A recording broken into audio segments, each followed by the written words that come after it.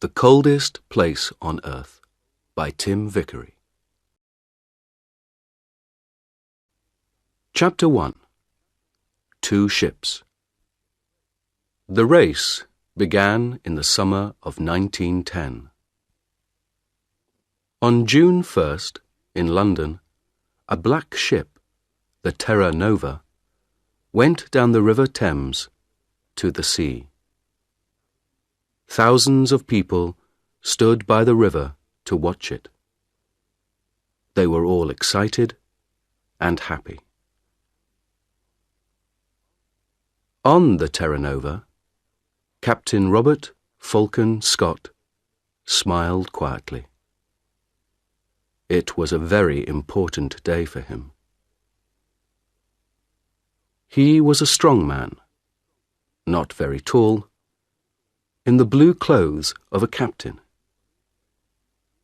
He was 41 years old, but he had a young face, like a boy. His eyes were dark and quiet. One man on the ship, Titus Oates, smiled at Scott. "What an exciting day, Captain," he said. "Look at those people. I feel like an important man." Scott laughed. "You are important, Titus," he said. "And you're going to be famous, too. We all are. Do you see this flag?"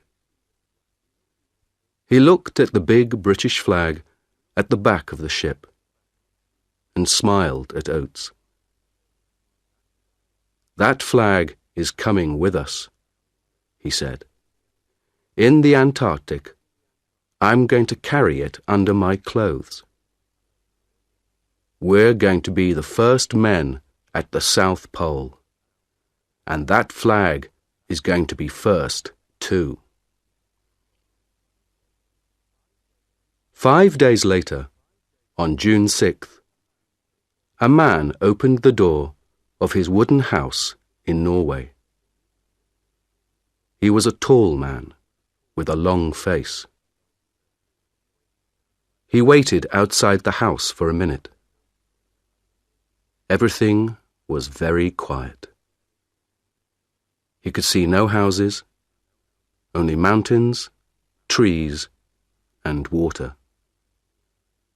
It was nearly dark.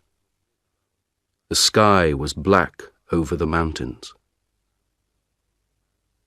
The man smiled and walked quickly away from the house, down to the sea. In the water, a big wooden ship waited for him. The man got onto the ship and talked and laughed quietly with his friends. The ship's name was Fram, and the man was Roald Amundsen.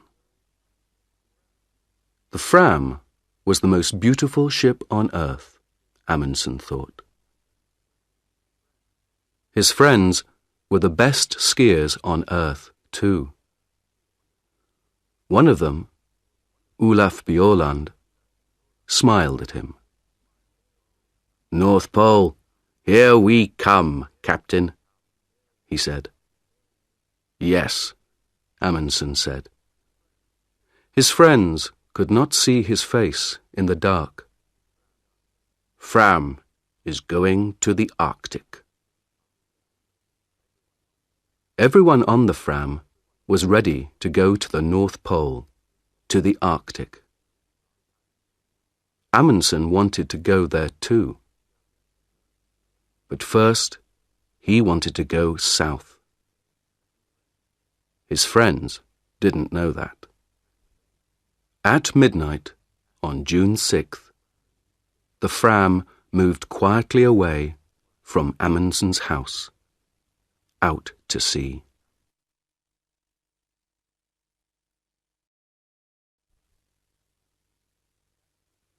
Chapter 2. The Race.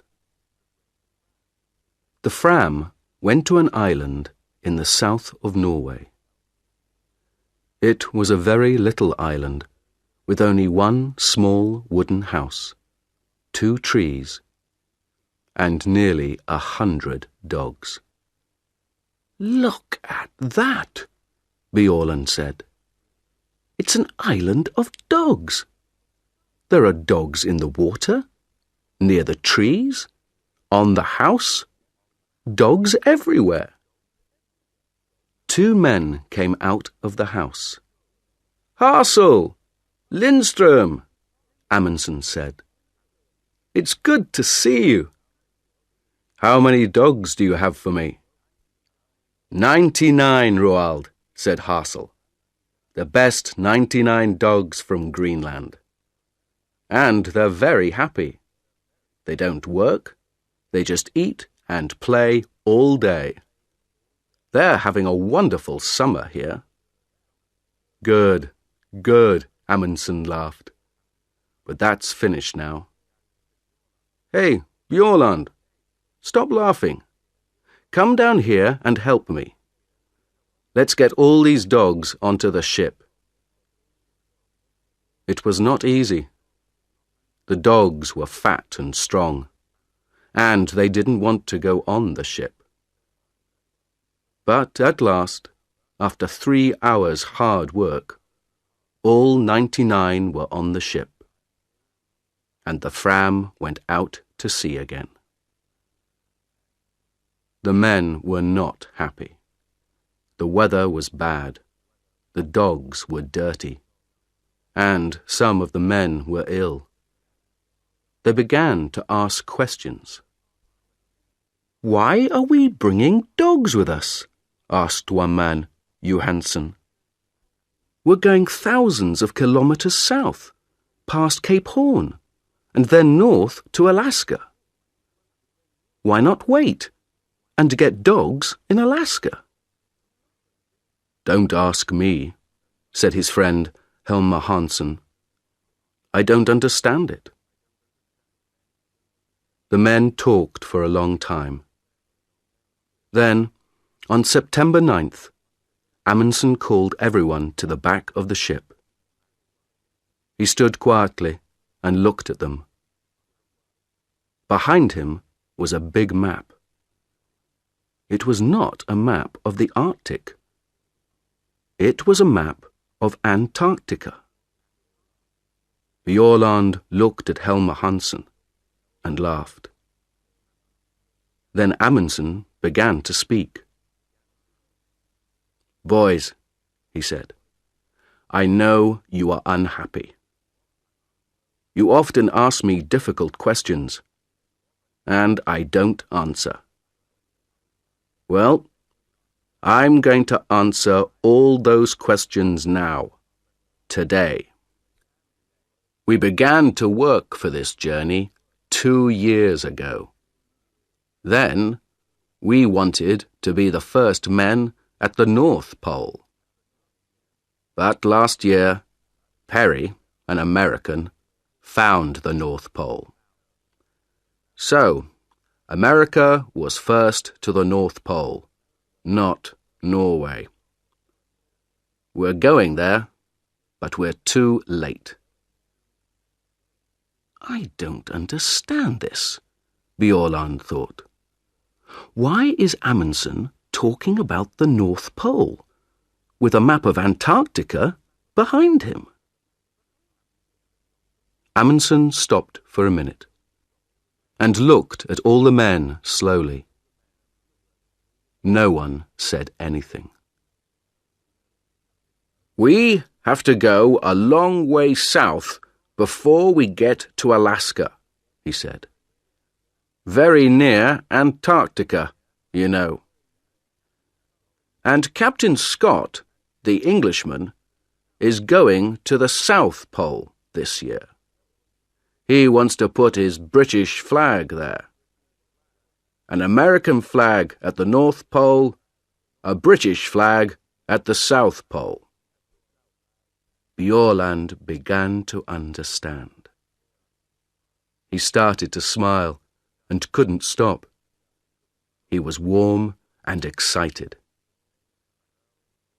"Well, boys," Amundsen said slowly, "do we want the British to put their flag at the South Pole first? How fast can we travel?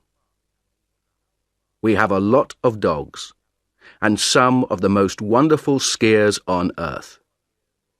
Bjorland here is the best in Norway. So, I have an idea, boys. Let's go to the South Pole and put the Norwegian flag there before the British. What do you say?" For a minute or two, it was very quiet. Amundsen waited, and the men watched him and thought. Then Bjorland laughed. "Yes," he said, "why not? It's a ski race, isn't it? And the English can't ski. It's a wonderful idea. Of course. Let's go."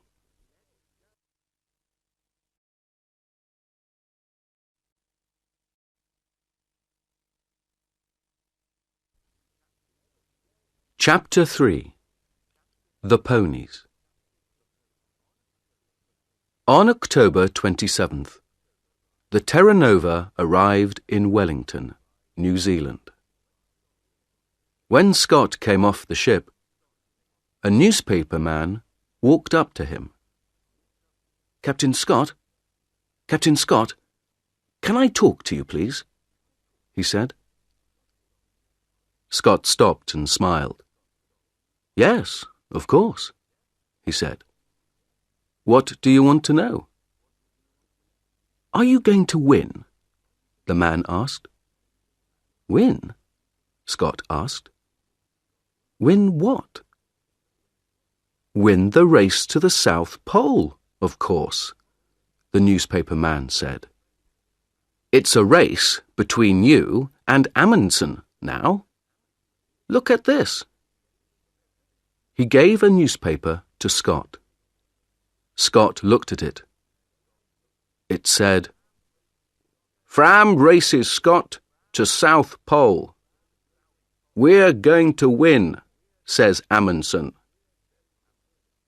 Scott's face went white. "Give me that," he said. He took the newspaper and read it carefully. The newspaper man watched him and waited.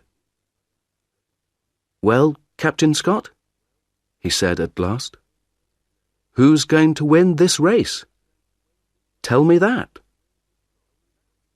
Scott looked at him angrily. "This is stupid," he said. "It's not a race. I came here to learn about the Antarctic. I'm not interested in Amundsen or in races." Then he walked back onto his ship, with the newspaper in his hand. Later that day, he talked to his men. He gave them the newspaper and laughed. "It doesn't matter," he said. "We're in front of Amundsen. And we have more men and more money. He has only 8 men and a lot of dogs. I know about dogs. They don't work in the Antarctic. We have 16 men and the new motor sledges. They are much better. And tomorrow the ponies are coming. We need ponies, motor sledges, and good, strong British men. That's all. Forget about Amundsen. He's not important." Scott asked Oates to look after the ponies, but he did not let Oates buy them. When Oates first saw the ponies in New Zealand, he was very unhappy. Most of the ponies were old. and some of them were ill. "They're beautiful ponies, Titus," Scott said. "They come from China. They're wonderful ponies." Oates looked at them angrily and said nothing. Then he asked, "Where is their food, Captain?" "Here." Scott opened a door. Oates looked inside. He thought for a minute. "We need more food than this, Captain Scott. These ponies are going to work in the coldest place on earth. They need a lot of food. More than this." Scott smiled quietly. "We can't take more food on this ship, Titus. Where can we put it?" "But it doesn't matter, old boy. They're very strong ponies, you know. The best ponies on earth." Later that night, Oates wrote a letter to his mother. "There are 19 ponies on the Terra Nova now," he wrote. "All the ponies are in a small room at the front of the ship. We eat our food in the room under the ponies, so our table is often wet and dirty. Scott makes a lot of mistakes, I think. And Antarctica is a very dangerous place."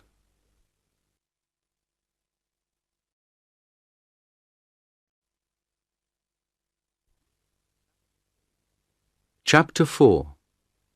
Food Depots. The two ships, Terra Nova and Fram, arrived in Antarctica in January 1911, at the end of summer. The Englishmen and the Norwegians wanted to stay on the ice all winter. They wanted to be ready to go to the South Pole at the beginning of the next Antarctic summer. The dogs pulled the Norwegians' sledges. They ran quickly over the snow and pulled the big sledges from the ship onto the ice.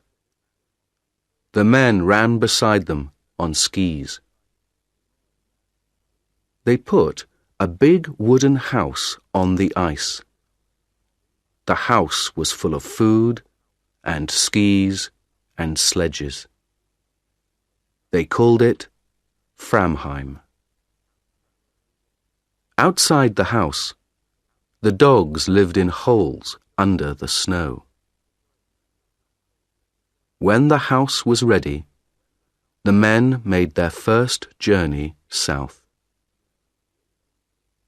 Before the winter, they wanted to take a lot of food south and leave it in depots.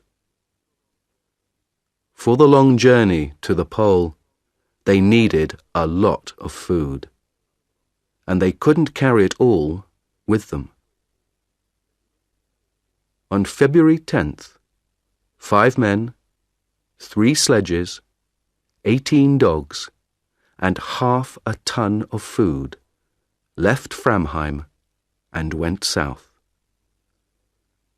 It was easy.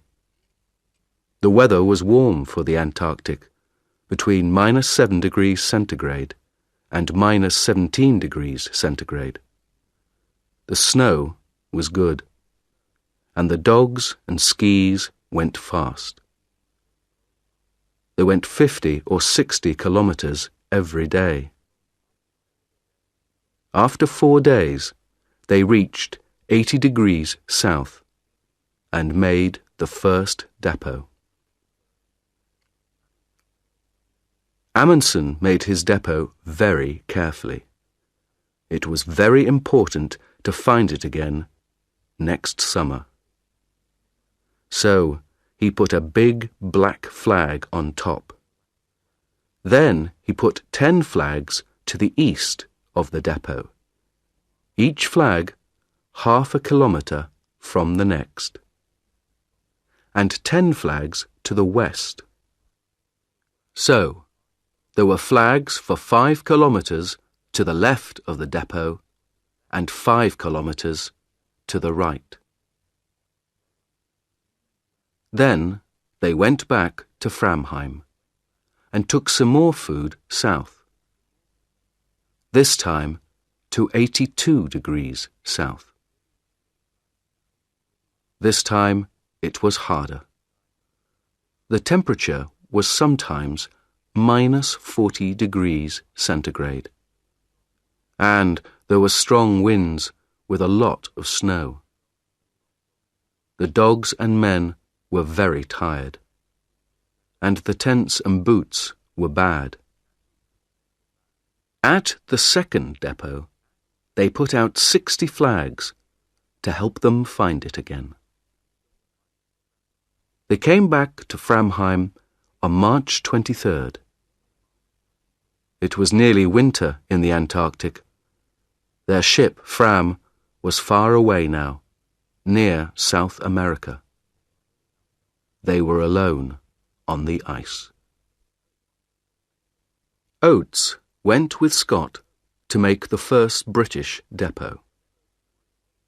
They left Cape Evans on January 25th. There were 13 men, 8 ponies, and 26 dogs.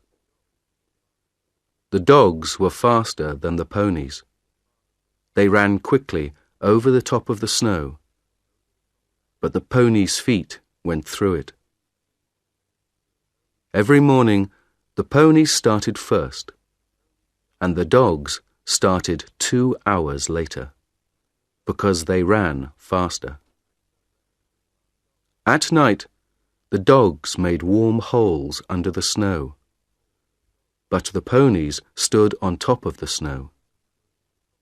It was minus 20 degrees centigrade.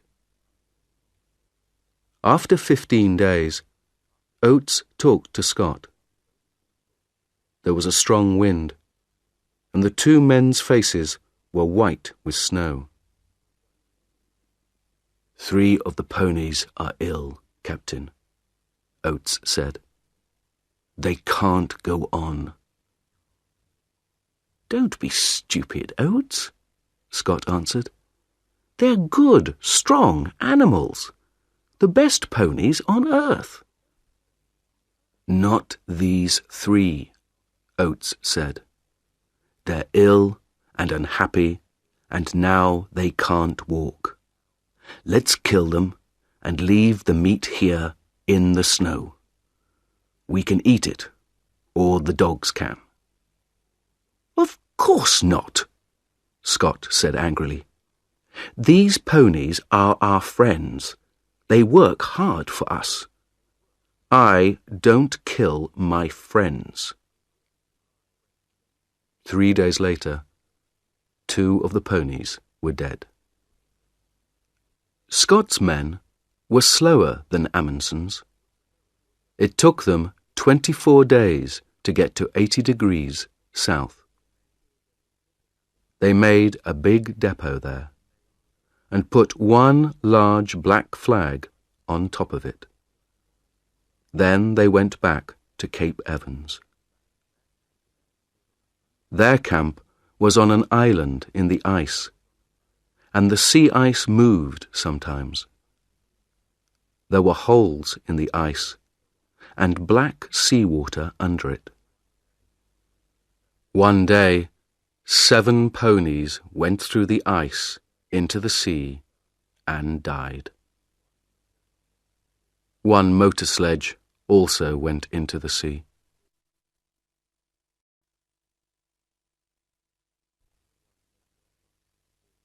Chapter 5. A long, cold winter.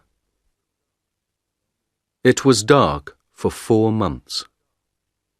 Outside the wooden house at Framheim, it was often minus 60 degrees centigrade. The dogs lived in warm holes under the snow. The men stayed in the house and worked in their rooms under the snow.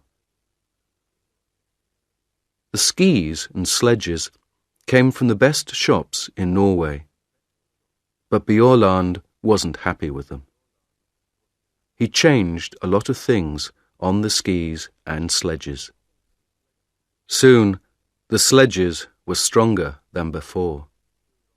The skis were better and faster too. All the Norwegians worked hard. They looked after their dogs and worked on their equipment, the sledges, skis, tents. Every day they thought about their journey to the pole and talked about it. And every day Amundsen thought about Scott. One day, in midwinter, he talked to his men. "Let's start early, before Scott," Amundsen said. "Remember, Scott has more men than us, and he has motor sledges too. Perhaps they can go faster than us." Bjørland laughed. "Oh no, they can't go faster than me," he said. "On snow, nothing can go faster than a good man on skis." "We don't know," Amundsen said. "You're the best skier in Norway, but you get tired, and dogs get tired too. Motor sledges don't get tired. They can go all day and all night." Johansen laughed angrily. "That's stupid," he said. "Perhaps the motor sledges can go all night, but the Englishmen can't." "The English can't win, Roald. They don't understand snow, but we do. And they're too slow." "Perhaps," Amundsen said, "but I want to win this race. So we're going to start early. Do you understand?" It was quiet and warm inside Framheim.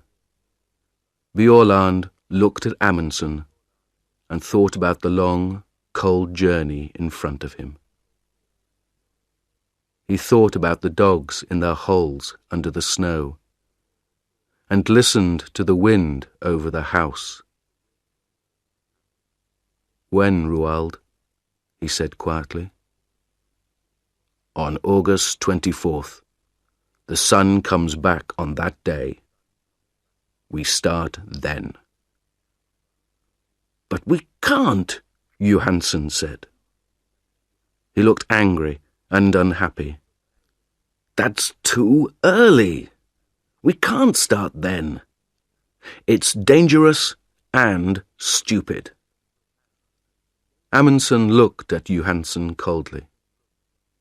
"You're wrong, Johansen," he said. "We want to win, remember? So we start on August 24th. Bjørland listened to the winter wind outside. In Scott's camp at Cape Evans, no one talked about Amundsen, and no one worked hard.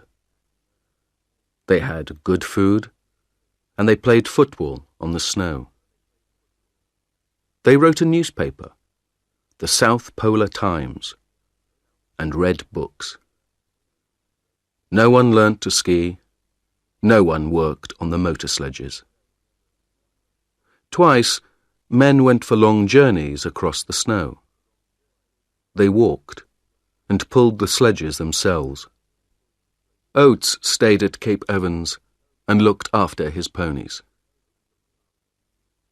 Over the window in Cape Evans, Scott put a map of Antarctica.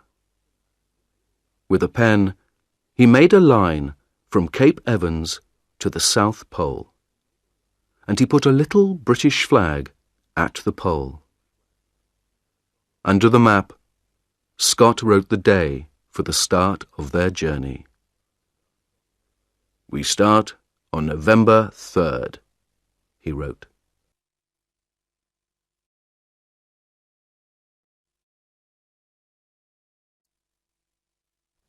Chapter 6. A Bad Start. On August 23rd, the Norwegian sledges were ready. They took them outside, and the dogs pulled them across the ice. The sun came up for half an hour, but it was too cold, -46 degrees centigrade. They could not travel in that weather. They went back to Framheim and waited. They waited 2 weeks, until September 8th. Then, with the temperature at -37 degrees centigrade, they started. They ran happily across the snow to the south. 8 men, 7 sledges, and 86 dogs. Only Lindström, the cook, stayed behind in Framheim. At first, everything went well.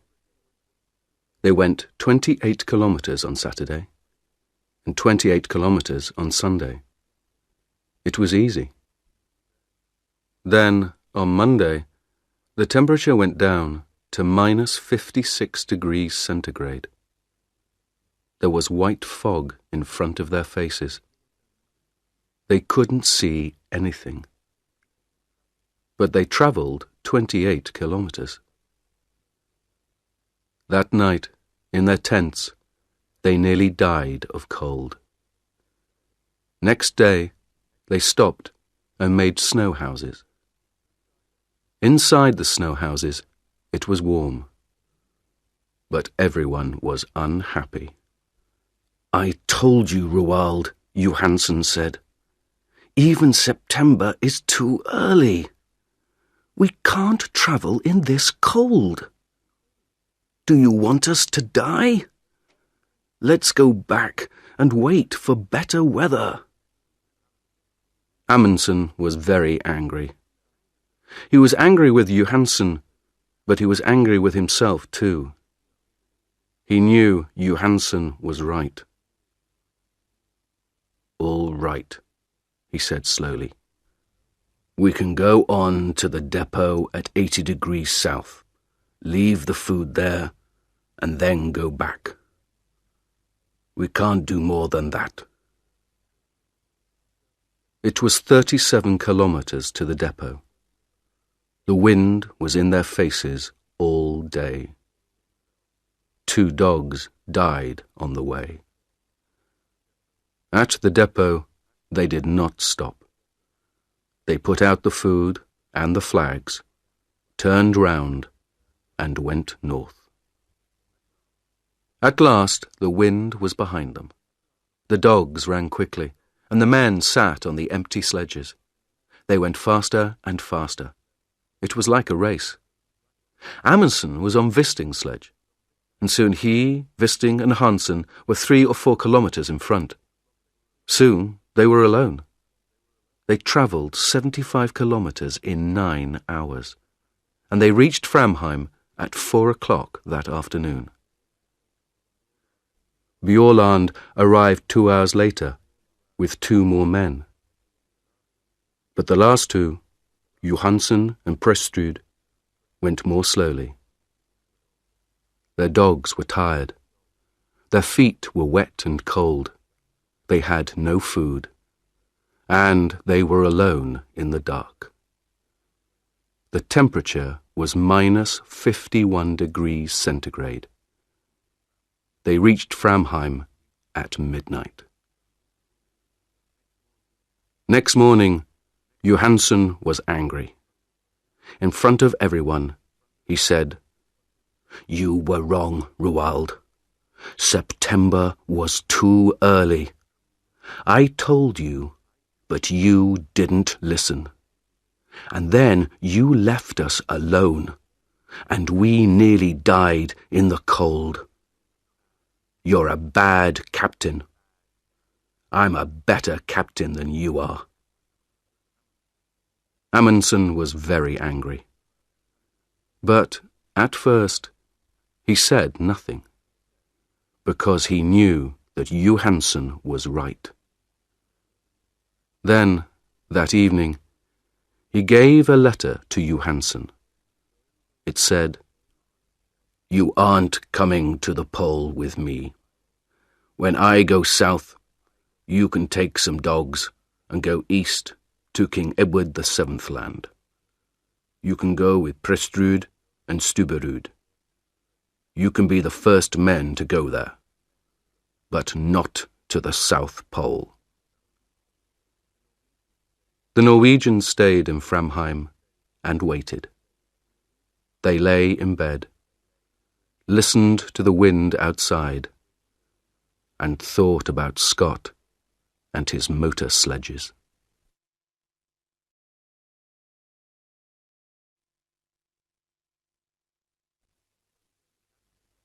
Chapter 7. Motor Sledges and Mountains. Scott had 2 motor sledges now.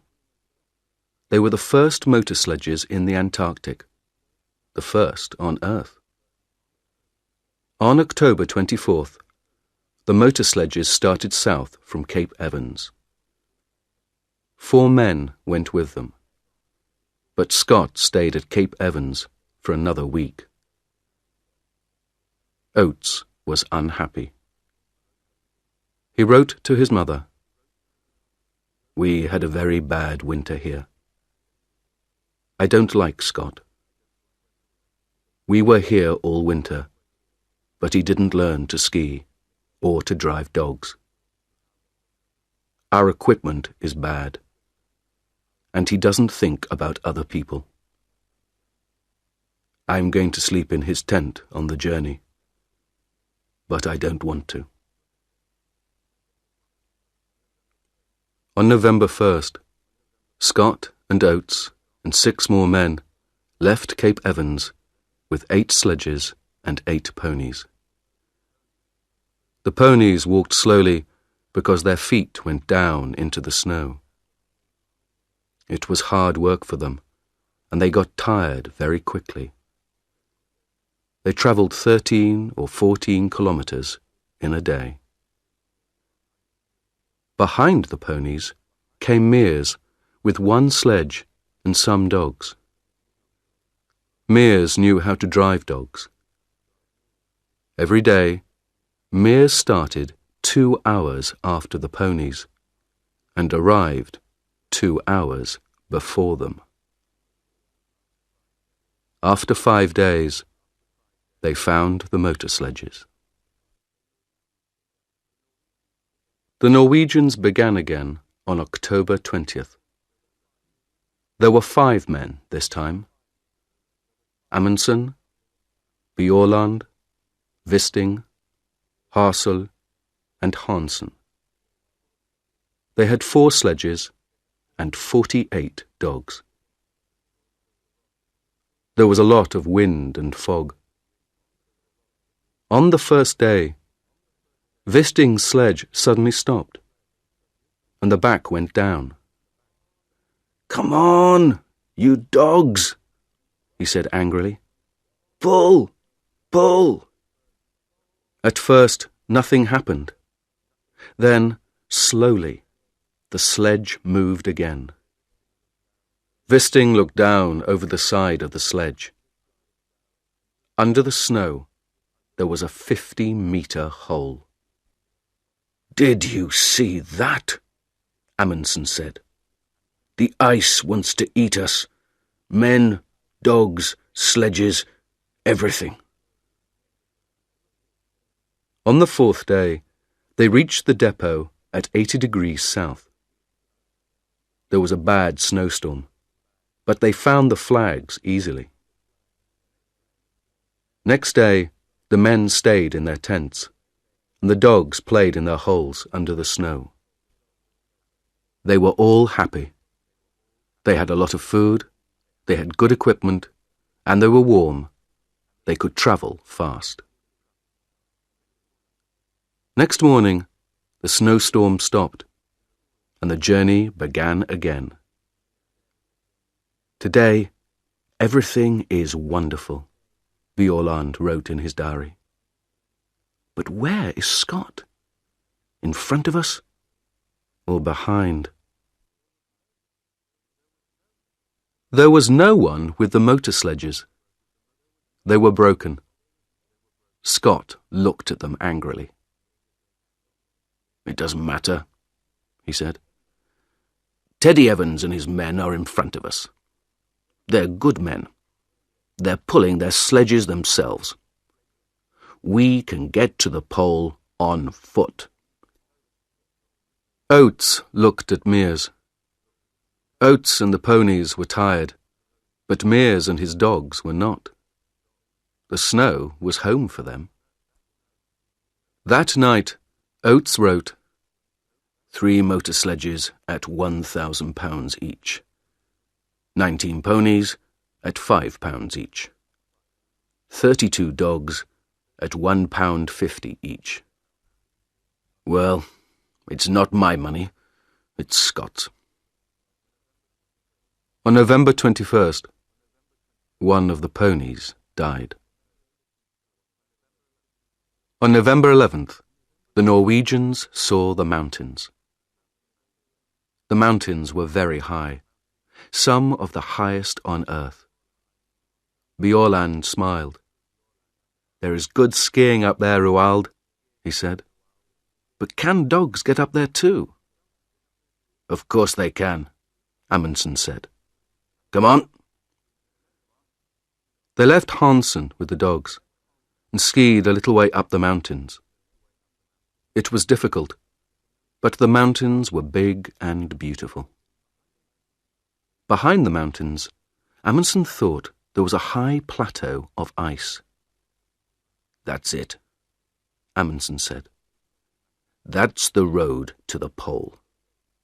Tomorrow we can bring the dogs and sledges up here.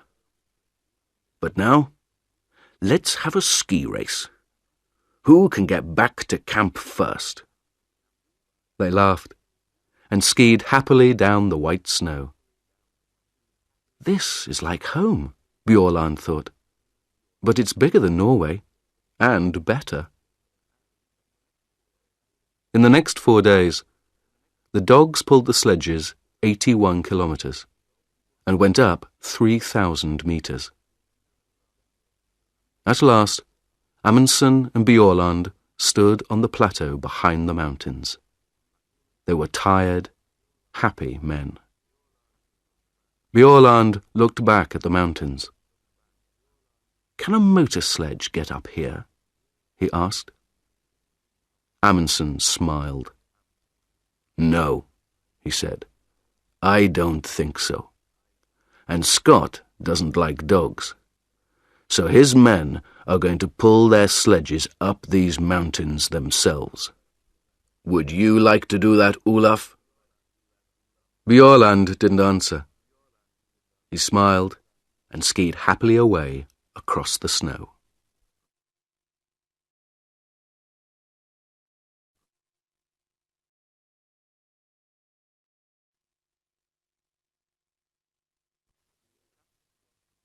Chapter 8. Across the Plateau. On November 21st, the Norwegians killed 30 dogs. "They were happy," Amundsen said, "and now they're going to die quickly. We need 3 sledges and 18 dogs to go to the pole." When the dogs were dead, the other dogs ate them. The men ate them too. They were good friends, Bjaaland wrote in his diary. And now they are good food. 2 days later, the dogs were fat. Then, in a snowstorm, they began their journey again. After the snowstorm, there was fog, and in the fog, they got lost on an ice river with hundreds of big holes in it. They could see nothing, and it was very dangerous. In 4 days, they moved 9 kilometers. But the ice is beautiful, Bjaaland wrote. Blue and green and white. This is a wonderful place, but I don't want to stay a long time. After the ice, there were strong winds and bad snowstorms. They could see nothing in front of them. But every day they travelled 25 or 30 kilometres. Then, on December 9th, the sun came out. They were at 88 degrees, 23 minutes south, 175 kilometres from the pole. 5 more long days, Bjaaland wrote. That's all now. But where is Scott? For 4 days, Scott's men stayed in their tents near the mountains. There is a bad snowstorm outside, Oates wrote. It's too cold for the ponies, and our clothes and skis are bad too. On December 9th, Oates killed the ponies. They were tired and ill, and they could not walk up to the plateau. Then Mears and his dogs went back to Cape Evans. We can pull the sledges ourselves, Scott said. We can do it. We're all strong men. There were 2 sledges and 8 men. They went 24 kilometres a day. On December 31st, Scott said to Teddy Evans and the men on the second sledge, You can't ski well. Leave your skis here. So they pulled their sledge 24 kilometres without skis. Next day, Scott went to Teddy Evans's tent. You are ill, Teddy, he said. You can't come to the pole. Take 2 men and go back. Tomorrow. Teddy Evans was very unhappy. 2 men, Captain, he said. Why not 3? Because Bowers is going to come with me, Scott said. He's strong. We need him. But you have food on your sledge for 4 men, not 5, Evans said. And Bowers has no skis. I'm the captain, Teddy, Scott said.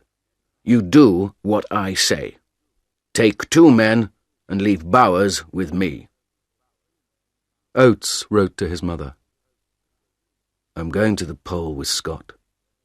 I am pleased and I feel strong. But in his diary he wrote, My feet are very bad. They are always wet now, and they don't look good. On January 4th, Scott's men left Teddy Evans and went on. Scott, Oates, Wilson and Edgar Evans had skis, but Bowers did not. They were 270 kilometres from the pole. December 14th, 1911, was a warm, sunny day. 5 Norwegians skied over the beautiful white snow. It was very quiet. No one spoke. They were excited and happy. 6 more kilometres, Bjaaland thought. Is there a British flag? I can't see a flag, but... Look, Hassel said. What's that over there? Bjaaland left his sledge and skied quickly away over the snow. What is it? He thought. Is it? No. It's nothing, he called. There's nothing there. Nothing. 3 kilometres. 2. Roald, Hansen called to Amundsen. Go in front of me, please. It helps my dogs. That's not true, Bjaaland thought. His dogs are running well today. But Hansen wants Amundsen to be first. The first man at the South Pole. They skied on and on, over the beautiful snow. Stop! Amundsen said. He waited quietly for his men. "This is it," he said. Bjaaland looked at him. "But there's nothing here," he said. Amundsen smiled. "Oh, yes, there is," he said. "There's something very important here, Olaf. Very, very important." "What's that, Roald?" "Us. We're here now. Isn't that important, Olaf?" The four men stood on the snow and looked at him. Then, slowly, they all began to laugh.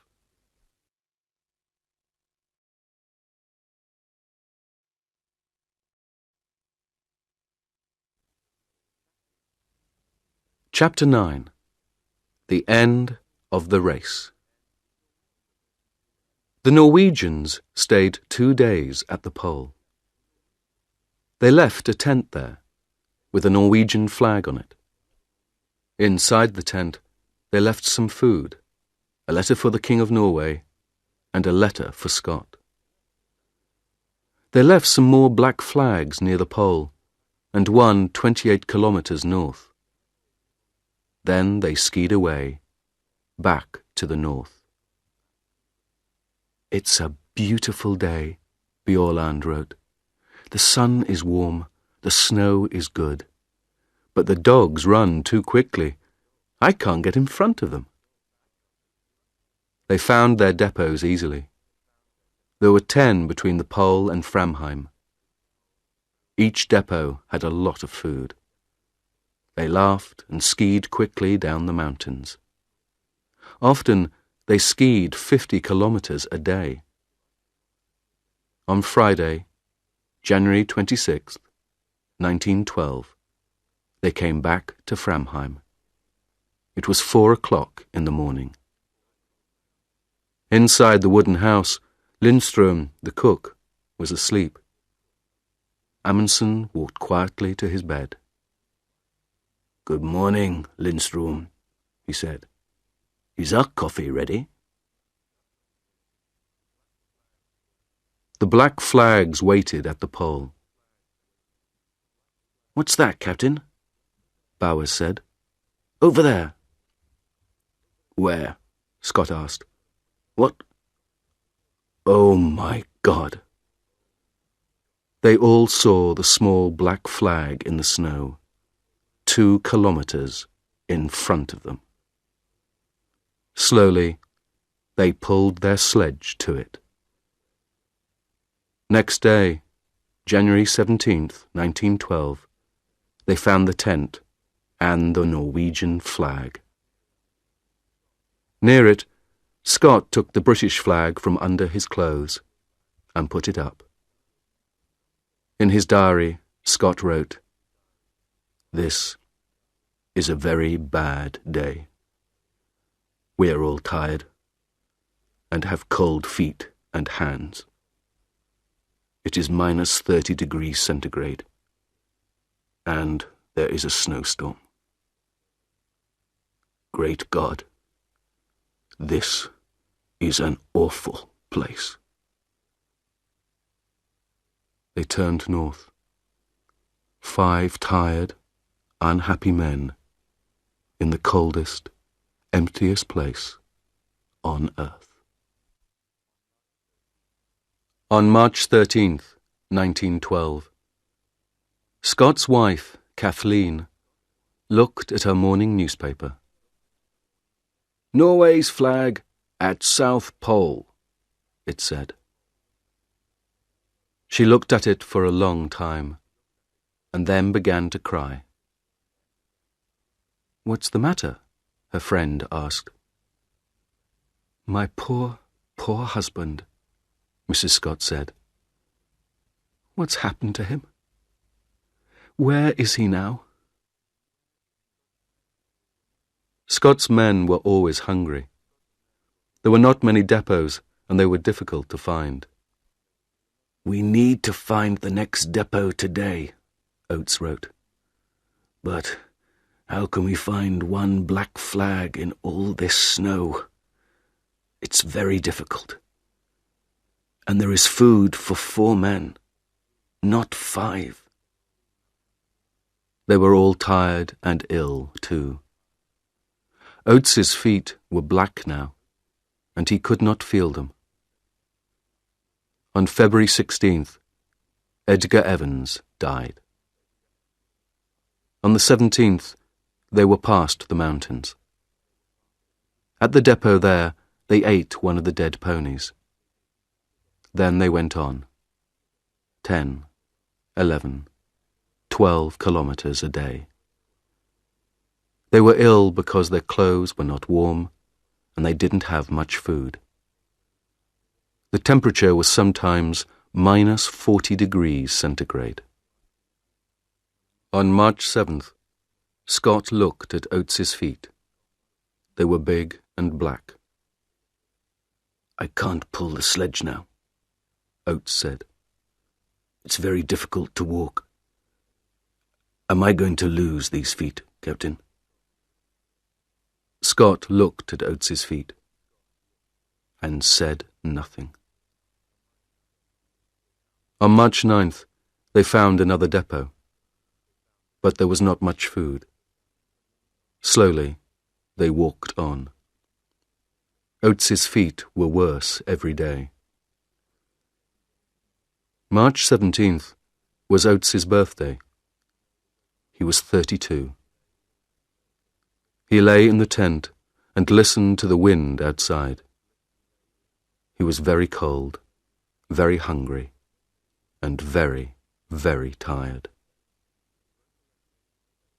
He wrote a letter to his mother and gave it to Wilson. Then he got up and opened the door of the tent. He stopped in the door for a minute. Scott, Wilson, and Bowers looked at him. They didn't speak. "I'm going outside for a minute," Oates said. "I may be some time." They didn't see him again. At Cape Evans, the Englishmen waited. On December 11th, Mears and the dogs came back. On January 3rd, Teddy Evans and his 2 men arrived at Cape Evans. The Terra Nova came and went. Winter began. Scott did not come. The Englishmen waited all winter at Cape Evans. Then, on October 26th, 1912, they started for the south. 2 weeks later, they found a tent. There were 3 bodies in the tent: Scott, Wilson, and Bowers. They put the bodies under the snow. Then they took the men's letters and diaries and went north to Cape Evans again. In Scott's diary, they read, "Oates died like a good Englishman. We all did.